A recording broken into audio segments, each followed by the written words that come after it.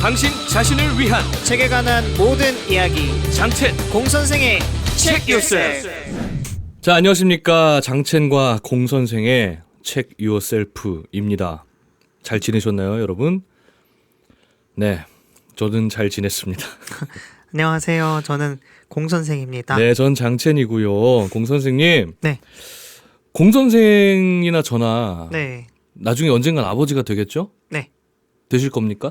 몰라요. 몰라요. 네. 근데 언젠간 아버지가 될 수도 있겠죠? 뭐 그럴 수 있겠죠. 그럴 때 뭐 나는 어떤 아버지가 되고 싶다 이런 생각을 해본 적이 있습니까? 그렇죠. 저는 아버지가 되고 싶다는 생각보다 네. 그 생각을 더 많이 한 것 같아요. 어떤 아버지가 되고 싶다라는 어떤 생각. 아버지? 네. 그렇죠. 어떤 아버지가 돼야 할까 했을 때 저는 뭐 많이들 이런 생각하는 것 같은데 좀 친구 같은 아버지가 되고 싶어요. 네. 뭔가 편하게 고민도 얘기할 수 있고 네. 뭔가 힘든 일이라던가 기쁜 일을 함께 나눌 수 있는 그런 친구 같은 아버지가 됐으면 한다는 생각을 하고 있어요. 왜요? 우리 세대들의 아버지들 또한 그런 생각을 옛날에 한 번쯤은 하지 않았었을까요? 그럴 수도 있죠. 근데 뭐 그렇지 못한 아버지들도 꽤 있고, 맞아요. 뭐 우리 주변의 아버지나 혹은 뭐 매체에서 보이는 아버지들이나 뭐 그러지 못한 아버지들도 꽤 있고, 혹여나 자식과의 관계가 굉장히 안 좋은 아버지들도 많지 않습니까? 그렇죠. 그래서 오늘은 네. 그 아버지에 관한 이야기를 한번 해볼까 하는데, 제가 읽어온 책은 앞에 네. 보이시죠? 조선의 아버지들. 조선의 궁궐에 당도한 것을 환영하네 낯선이여. 네. 아, 네. 뭐예요? 한때 유명했던 네. 게임이 있는데 아, 미국에서 네. 우리나라 그 더빙을 해줬는데 뭐 재밌게는 아니고 어설프게 네. 더빙이 돼가지고 유행했던 적이 있었는데 어. 뭐 그거랑 상관없지만 어쨌든 조선의 아버지들이라는 책을 제가 읽어왔습니다. 네. 일단 어떤 대단하죠? 걸 추천하시는 책인가요, 오늘은? 아니요. 추천하지 않습니다. 요즘 그 오은영 쌤 유명하잖아요. 아, 네. 그분 이런 영상이나 네. 솔루션 받으면은 솔직히 대본 좋아지는데 그렇죠. 그렇지 않습니까? 네. 그런 것들을 보는 게 네. 차라리 낫지 않을까?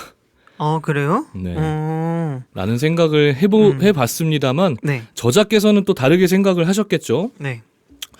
백승종님께서 쓰신 책입니다. 누구시죠? 전에 이제 과학기술대 음. 서강대에서 이제 교수 역임하셨었고 지금은 뭐 하실까요?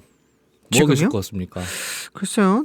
곧 저녁 먹을 시간이니까. 시간이 그때쯤 됐으니까. 네. 뭐 하고 계시나요? 뭐 최근까지는 이제 집필 활동도 하시고 역사 쪽으로 유튜브도 계속 하셨더라고요. 진짜요? 그래서 독일의 튜빙겐 대학에서 이제 네. 중국학, 한국학, 철학 박사를 모두 이제 세계 박사학위를 갖고 학위를 계신 따신 거예요? 분인데 책들도 뭐 비슷한 책들이 꽤 많습니다. 사학적으로 가치 있는. 네. 뭐 그리고 요거랑 비슷하게 조선의 어머니들이라는 책도 있고. 아, 그래요? 네, 그건 안 할 거예요. 언젠가 하지 않겠습니다. 네. 우리는 어머니가 될 수 없기 때문에. 네.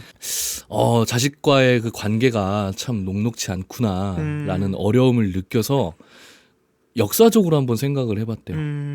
이전에 이제 튀김 책 지으신 분처럼 네. 참 학자적인 네. 그런 자세가 아니었나. 그래서 조선의 아버지들은 어땠을까라는 생각을 좀 해보셨다고 하는데 네. 왜 하필 조선일까요? 그니까요. 왜 조선의 아버지죠, 하필? 뭐 유럽의 아버지들도 있고. 신라의 아버지도 있었어요. 그렇죠. 맞아요.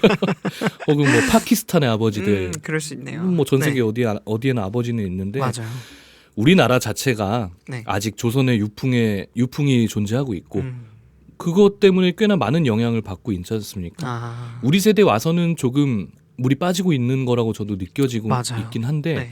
우리 이전의 아버지 세대들만 해도 네. 뭐 제사라든지 네.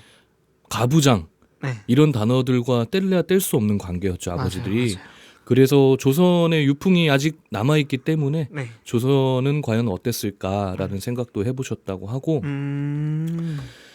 조선의 이제 가장들, 그러니까 여기서 다루는 가장들은 뭐 보통 우리 뭐 동네에서 볼 수 있는 아버지들이 아니고 네. 주로 역사 속의 인물들을 유명한.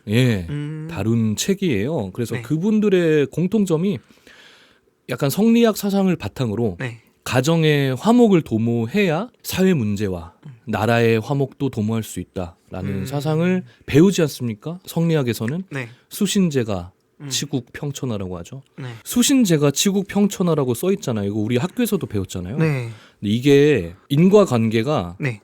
명확한 구조라고 하는 거죠. 네. 수신을 해야 그쵸. 제가가 되고 그쵸. 그래야 치국을 할 수 있고 그쵸. 그래야 평천하가 된다. 그쵸. 그쵸. 그쵸. 이 얘기인 거 아시죠? 아, 그쵸. 그쵸. 그쵸. 단순히 네. 수신제가가 치국 평천하다 이렇게 어렸을 네. 때 배웠지 않습니까? 아, 네. 제일 앞에 수신이 나오지 않습니까? 네.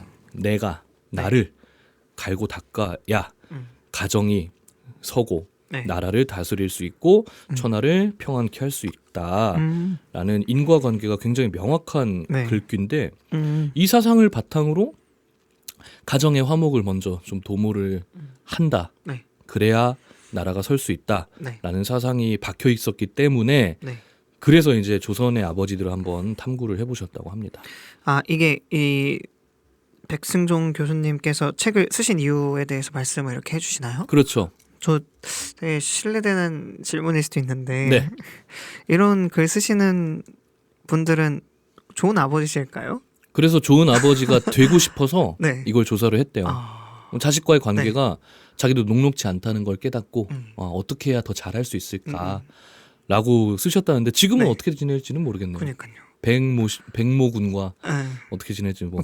가끔씩 궁금해요. 이렇게 상상하는데 이렇게 글 엄청 멋있게 쓰고 네. 아 나도 좋은 관계를 위해서 배워야겠다 하고 집에 가서는 야 리모컨 좀 가져와 이렇게 하시지 않으실까? 아 근데 리모컨 가져오라고 할 수 있죠. 왜? 아 그러니까 좀 이렇게 막 이것저것 시키고 야, 아버지 글 쓰고 들어왔는데 이 새끼 너 오늘 학교 가서 저기 뭐야 친구들이랑 싸웠어 안 싸웠어 이 새끼 말 똑바로 안 해? 막 이러고 그 누구네 아버지는 이렇게 하고 누구네 아버지는 이렇게 하는데 그래 임마 누구네 아들은 이렇게 안 하나? 뭐 그래. 이렇게 할 수도 있고 나랑 같이 교수하고 있는 저 양반 저 아들내미는 벌써 지금 막 대학교 들어와가지고 저거 뭐야 석사 준비하고 있다는데 너는 뭐 하냐? 그러니까 라고 하실 안 수도 하시겠죠. 안 하겠죠. 네, 백 교수님께서는 네, 이렇게 책도 쓰셨는데 맞아요. 그래요.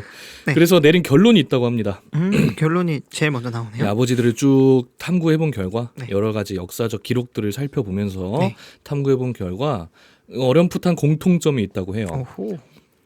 시대의 과제를 회피하지 않았다. 시대의 과제. 뭐 대부분 위인들이니까. 그리고 조선 하면은 어쩔 수 없이 또 정쟁에 휘말리는 사람들이 굉장히 많았죠. 네. 근데 그럴 때마다 항상 그것들을 회피하거나 뭐 뒤로 숨지 않았고 항상 앞서서 내가 나서서 그걸 해결하려고 노력하는 사람들이었다라는 결론이 있었고 네. 그 다음에 성실했대요 되게. 성실함. 공경을 바탕으로 성리학에서 또 공경을 또 네. 이렇게 강조하지 않습니까? 공은 자신을 낮추고 네. 경은 상대를 높이는 거죠.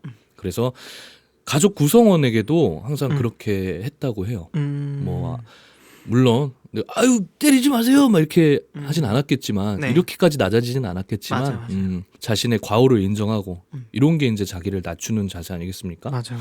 그렇게 해서 가족 구성원들에게도 그러했고 구성원끼리도 뭐 그렇게 그것들을 잘 지켰다고 해요. 보면은 그리고 충이란 글자를 또 네. 결론으로 내세우셨네요.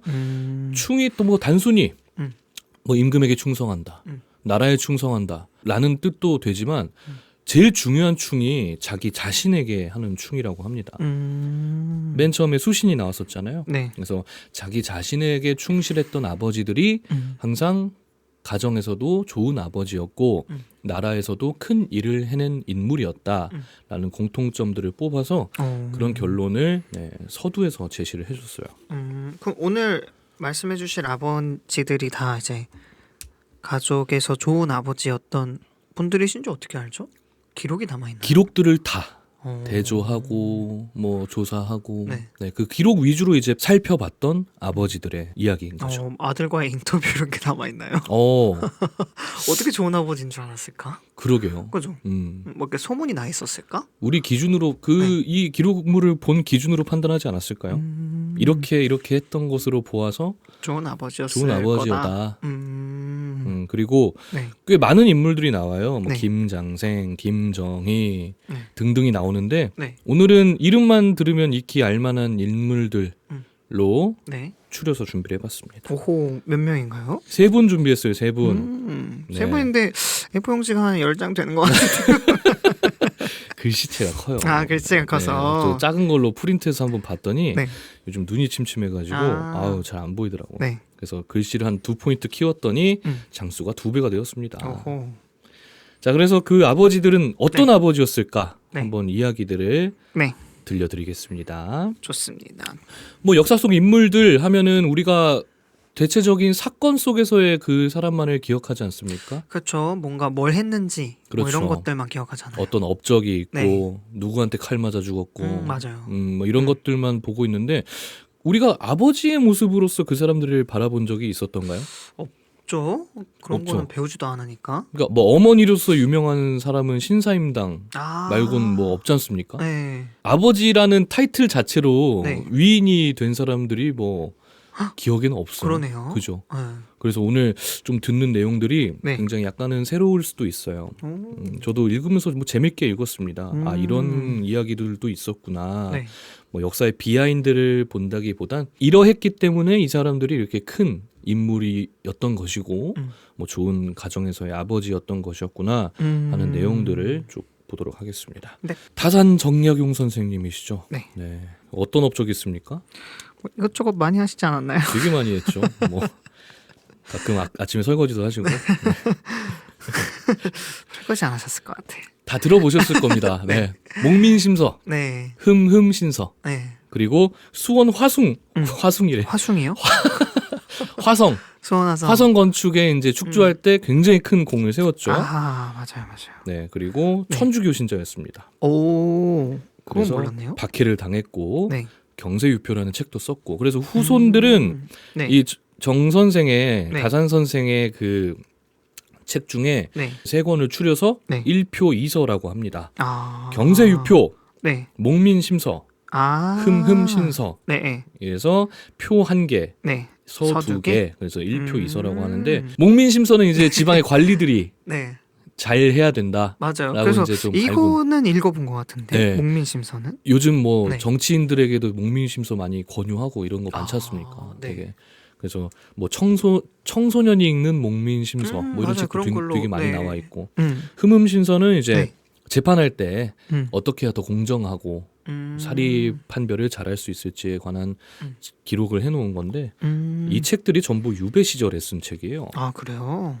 유배를 무려 네. 18년간 당했습니다. 그래서 18년 동안 유배를 당하고 네. 유배가 끝난 뒤에 몇 년 뒤에 이제 몇 년 동안은 중앙 정치 활동을 안 하시다가 네. 그러다가 이제 돌아가셔요. 음. 정조랑 굉장히 친했습니다. 음. 정조가 우리 정약용 선생이 네. 유생 시절 때부터 굉장히 눈여겨봤다고 해요. 그래서 뭐 그때부터 좀 발탁을 하려고 이런 자리도 주고 저런 자리도 주고 하면서 옆에서 굉장히 가깝게 지내다가 네. 정조가 죽고 나서 순조가 이제 즉위를 하지 않습니까? 그때 천주교 박해 사건이 일어나요. 아. 이걸 신유박해라고 하는데 네. 천주교 자체가 뭐 문제가 되기도 했었죠. 그래요? 1700년대 중반쯤에 네. 이제 유럽에서 본격적으로 우상 숭배를 금지합니다. 유럽에서. 네, 유럽 가톨릭에서 우상 숭배를 금지하고 네. 그게 청나라를 통해서 이제 1700년 중후반쯤에 우리나라에 그 천주교가 들어와요. 네. 뭐 서학이라는 타이틀과 함께 여러 가지 서적들과 함께 이런 것들이 들어왔는데 이때 이제 실학자들이 네. 여기에 눈을 뜬 거죠. 실학자 하면은 뭐 조금 더 실리적인 정책과 민생을 더욱더 도모해야 한다라는 것들을 주장하면서 뭐 훗날에는 근대화의 영향도 좀 많이 끼쳤고 뭐 이런 실학자들이 천주교를 네. 네, 약간은 신봉하게 됩니다. 네. 그러면서 사건이 일어나요. 그 정약현이라는 사람이 있는데 정약용님의 형이에요. 그분의 사위인 황사영이 백서 사건이라는 걸 일으킵니다. 백서? 본격적으로 나라에서 천주교 박해가 시작되니까 외국의 군대를 들여와서 반란을 일으키려고 했다가 이게 발각이 돼요. 와, 이거 진짜 큰일 아닙니까? 그러게요. 사실. 근데 정약용의 형의 사위예요. 어떻게든 친척이지 않습니까? 네. 이때 이미 정약용은 유배를 가 있었는데 전라도 강진으로 이배가 되고요. 여기서부터 이제 18년 동안 네. 유배 생활을 끝내지를 못해요. 아. 네, 이런 이유가 있었습니다. 네.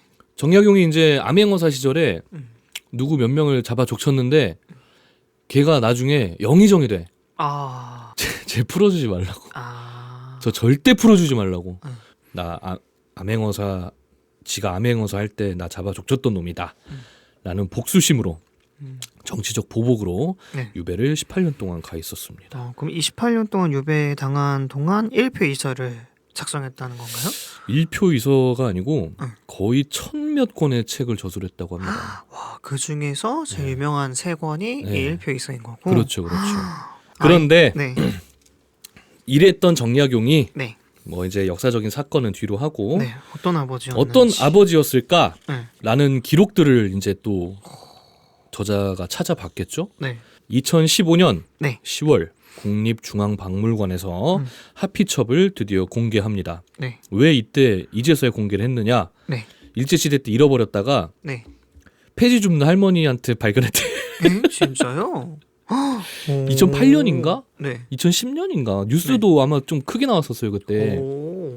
근데 하피첩이 무슨 뜻이냐? 네. 붉은 치마로 만든 서첩이라는 뜻인데 네. 초록이라고 하죠. 논문 보면. 네. 이 하피첩의 주된 내용을 여기 정리해 놓은 문구가 있습니다. 병든 아내로 시작하는 요 문구. 네. 홍 선생이 한번 읽어보시죠. 아하. 병든 아내 낡은 치마를 보내 천리 먼 길에 애틋한 마음 전해왔네. 오랜 세월의 붉은 빛은 이미 바래.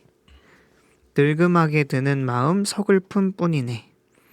마름질하여 작은 서첩으로 꾸며 자식들 일깨우는 글귀를 적었다오. 부디 어버이 마음 헤아려 오래도록 가슴 깊이 새겼으면 좋겠소. 애틋하죠. 이때 정약용 부인께서 보낸 그 치마 네. 옷자락에다가 네. 그걸 잘라서 하나의 이제 이런 첩으로 만들어서 편지들을 적어서 보냈고 그 안에도 또 이제 여러 가지 편지들이 있고 유배 생활이 18년이면 뭐 편지가 한두 통이었겠습니까? 그러게요. 계속 보내왔던 편지들이 다 기록이 남아있기 때문에 그 기록을 바탕으로 정약용은 어떤 아버지였다. 자, 아들이 둘이가 있었습니다. 그러네요. 정학연과 정학유. 네. 유배 출발할 때가 이제 19살, 16살이었어요.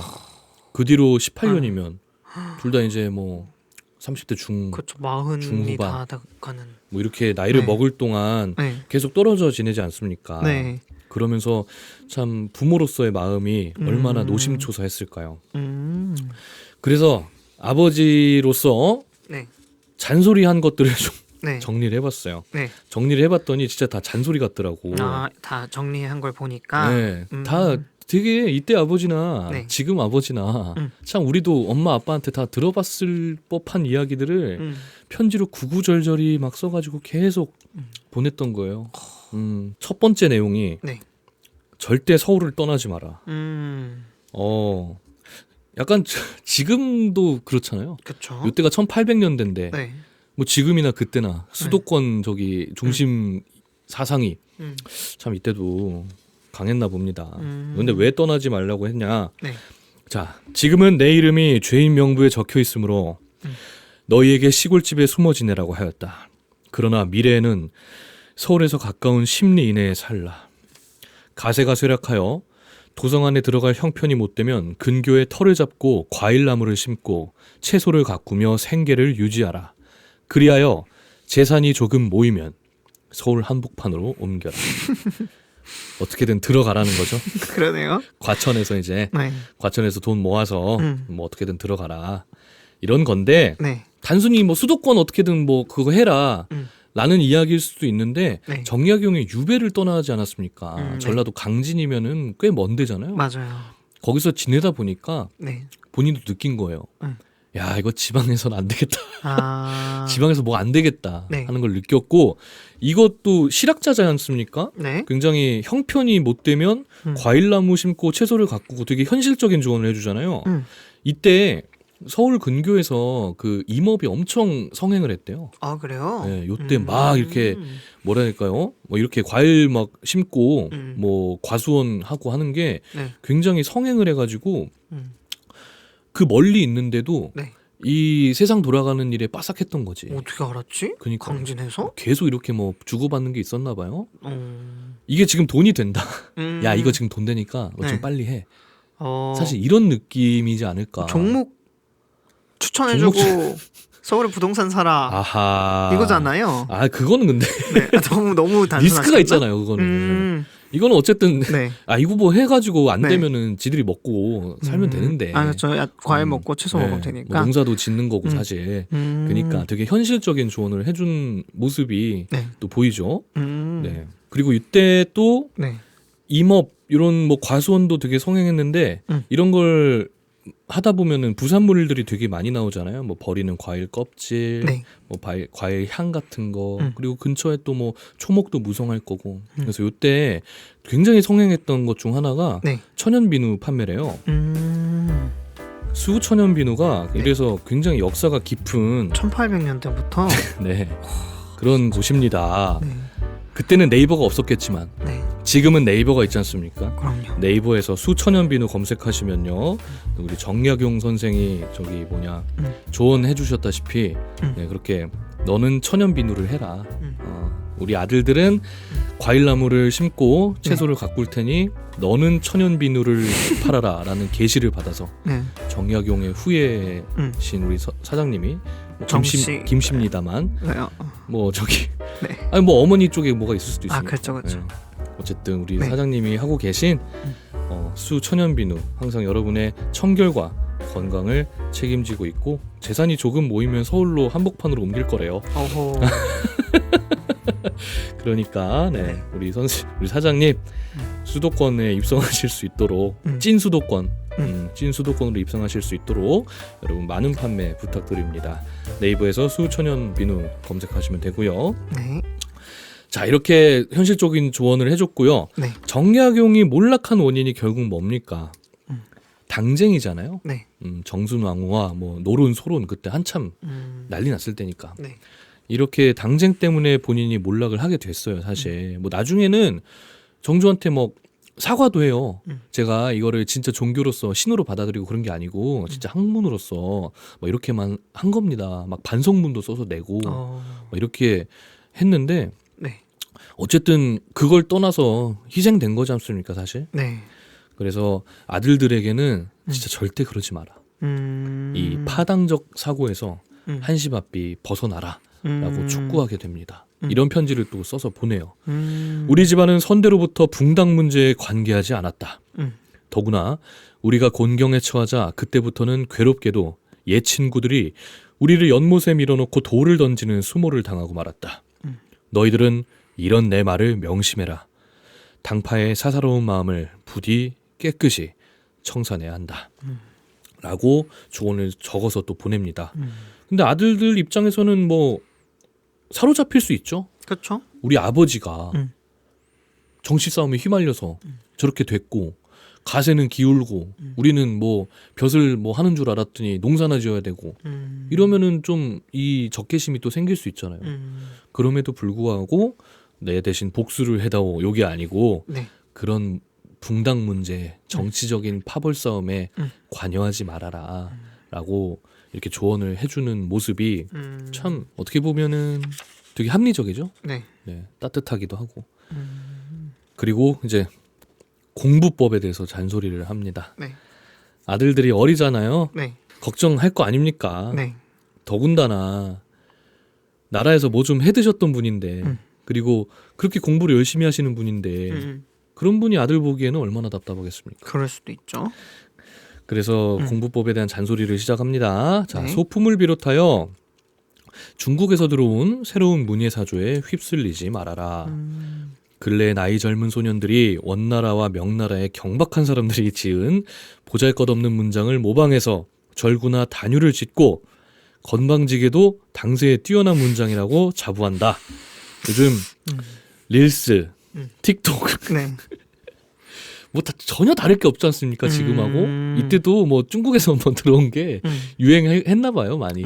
이 소품이라는 것도 정확한 시구나 글귀 이런 게 아니고 네. 그냥 뭐 시장 잡설 같은 거 있잖아요. 네. 되게 뭐 청나라에서 뭐 있었던 썰 푼다, 막 이런 거.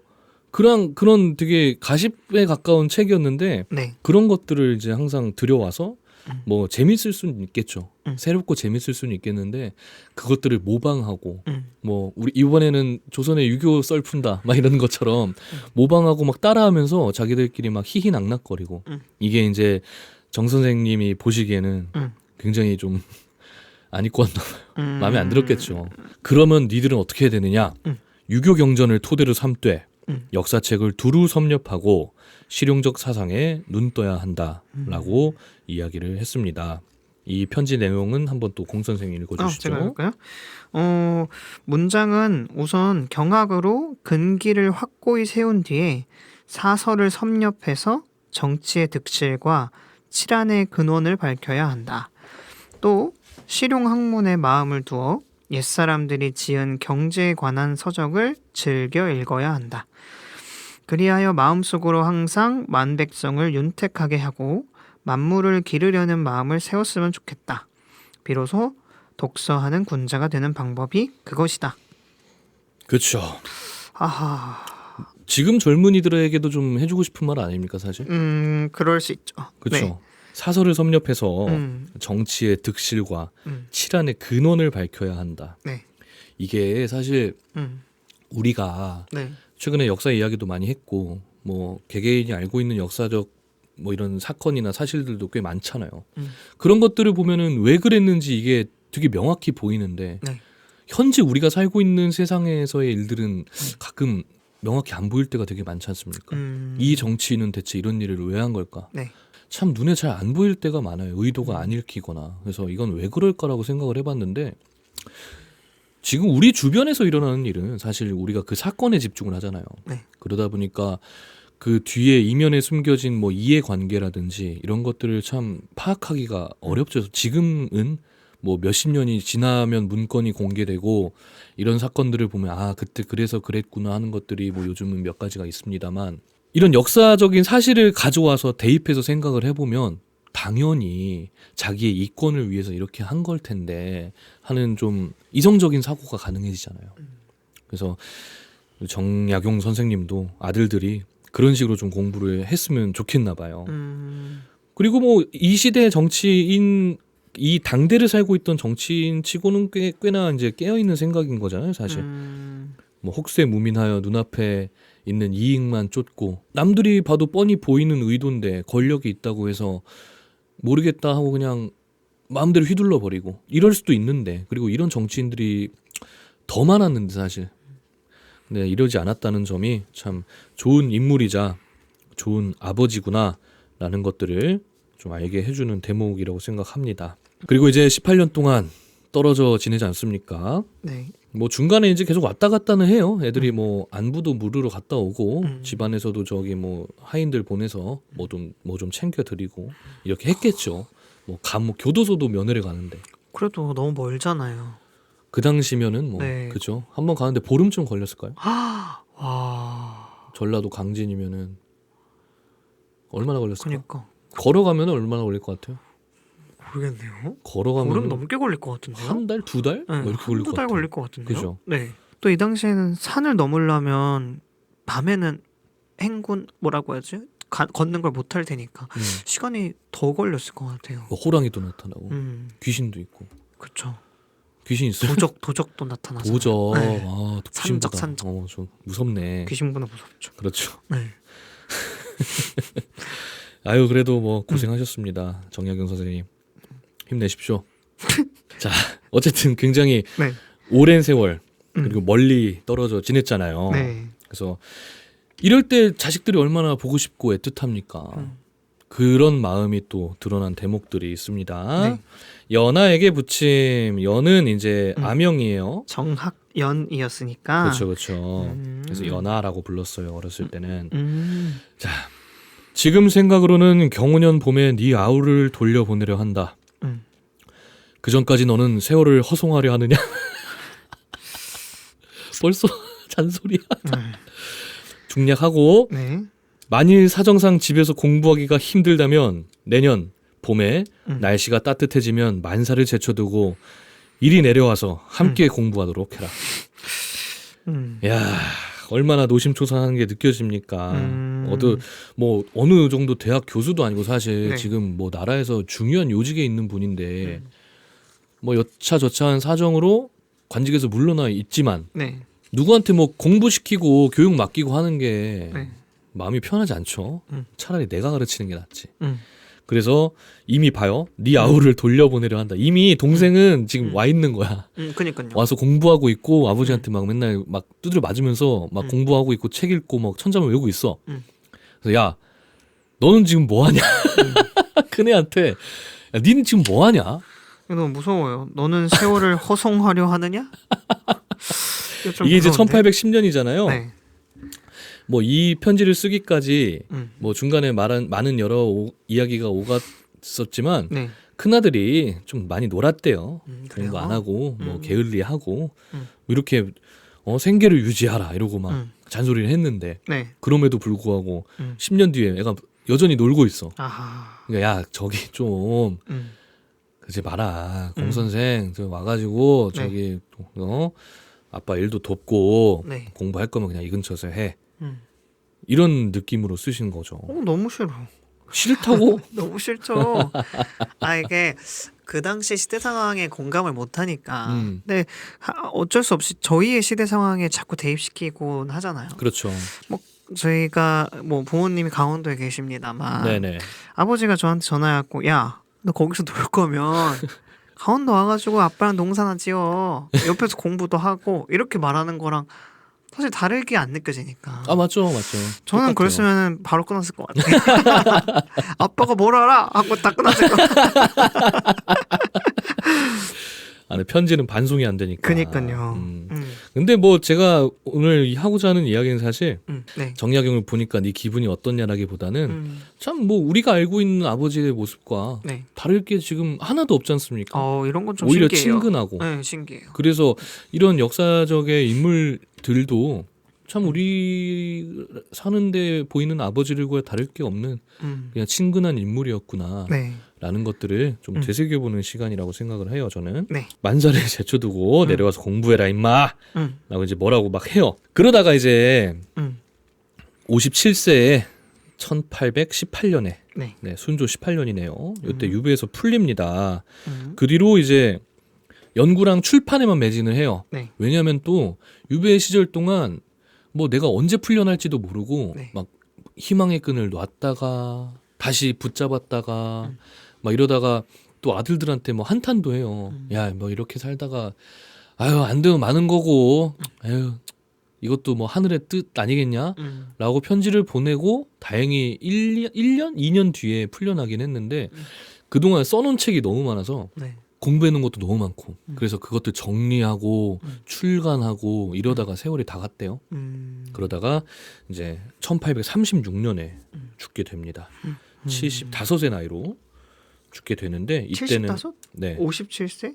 유배에서 풀린 게 57세. 아. 이때 1818년 그 뒤에 이제 18년 뒤에 돌아가셔요. 사실 정조 때 발탁돼 가지고 정조의 신임을 받다가 순조가 갈구고 그 헌종 때는 무슨 일이 있었냐면은 헌종이 뭐 기술적으로 이런 것들이 많이 필요해 가지고 여기에 괜찮은 인물이 누가 있느냐라고 했는데 정약용을 추천을 했대요. 근데 알고 보니까 돌아가신 거야. 아하. 그래서 너무 안타깝다. 네. 너무 아쉽다. 네. 이런 대단한 분이 와서 일을 해줬으면은 정말 좋았을 텐데 라는 그런 뭐 탄식도 기록이 있다고 합니다. 자, 결국엔 이런 아버지들의 잔소리에 힘입어서 나중에 이제 큰아들도 굉장한 일가를 이루고 뭐 실학자로서의 입지를 굉장히 굳혔다고 해요. 뭐 벼슬도 잘 지내고 그리고 나중에 김정호라고 혹시 아십니까? 들어봤어요. 추사체. 네. 추사 김정호. 추사 김정호랑도 친하게 지내고 이때 또 이제 같은 당파 활동을 하면서 네. 무슨 판지 뭐 무슨 논 이런 거는 제가 정확히 기억을 못 합니다. 네. 근데 어쨌든 이 사람들은 굉장히 좀 뭐라 해야 될까요? 한쪽으로 치우치지 않게. 그러니까 사실 뭐 당파 싸움보다는 우리는 저기 민생에 좀 더 초점을 두고 이러고 싶다. 이런 식으로 활동을 했던 양반들인데 네. 뭐 이 김정이랑 초이선사라고 있습니다. 들어보셨나요? 아니요, 처음 들어봐요. 이분은 이제 우리나라 네. 다도 음. 차 문화 있잖아요. 네. 다도를 굉장히 집대성하신 분이라고 해야 되나? 오. 그런 스님인데 네. 지금도 무안인가 어디 가면은 그 초이선사 그 거기 그 다 있어요. 오. 네. 뭐 체험관도 있고 오. 다도 문화 저기 전시관도 있고 오, 그래요. 그런 분이 있는데 이분들하고도 이게 친하게 지내면서 서로 막 소개해주고 그렇게 훗날 또 영향을 미치게 됐고요. 둘째 아들인 이제 정학유도 네. 농가 원령가라는 또 책을 지었고 네. 뭐 제목만 봐도 알겠죠. 네. 뭐 농사 지을 때 뭐 어떻게 해야 되는 것들 이러고 그 이제 아들 정학유의 아들 그러니까 정약용의 손자죠. 손자네요. 네, 네. 정대무는 북청 현감 그리고 훗날 이제 고종 때까지도 음. 살아 있어요. 네. 그러면서 이제 개화파들의 사상가하고도 막 학문을 나누고 하면서 그러면서 이제 정약용의 실학이나 이런 사상들을 좀 널리 알렸다고 합니다. 그래서 근대화를 이제 뭐 고종 때 근대화 이 멤버들 꽤 있지 않습니까? 네. 그분들이 정약용의 그런 가르침하고 이런 거에 영향을 많이 받았다고 해요. 어떻게 보면은 뭐 네. 아버지의 잔소리가 음. 또 훗날 아들들을 바르게 잘 키운 게 됐죠 결론적으로. 사실상 나락 같잖아요 집안이. 그죠? 네. 아버지는 뭐 유배를 18년 동안 떠나 있고 어머니랑 뭐 다 저기 도성에서 거의 쫓겨나다시피 했을 텐데 그럼에도 불구하고 최대한 서울 근처에 머물러라. 네. 너네 이런 책 읽지 마라. 야 공부할 거면 내려와서 이 자식아. 막 이러면서 아들들하고 막 끊임없이 잔소리를 한 결과 그리고 아들들도 막 마냥 듣기 싫고 짜증났으면은 뭐 이렇게까지 계속 편지를 보내면서 교류를 하지 않았겠죠.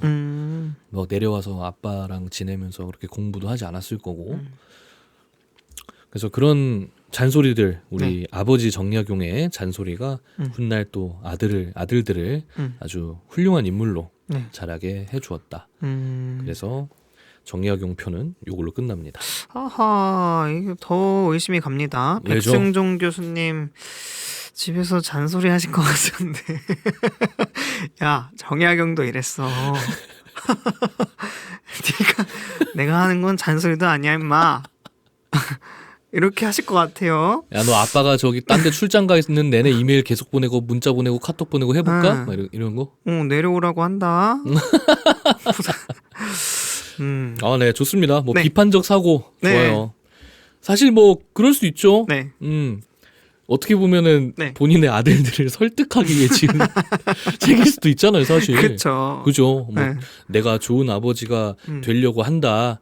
그러니까 니네 이거 봐라. 네. 니네 들고 이거 보고 내가 하는 말 좀 들어라. 네. 이런 의도가 뭐 네. 다분히 들어갔을 수도 있는 거니까. 네. 어쨌든 네. 그 진위 여부는 네. 여러분들께서 책을 사서 한번 보시고 음. 판단을 해보셨으면 좋겠습니다. 백승종 교수님의 아드님이 이 채널을 보셨으면 좋겠네요. 아이고. 나중에 모자이크하고 인터뷰 한번. 저 아버지는 어떤 분이셨나요? 잔소리 많이 하시던가요? 그놈의 정약용.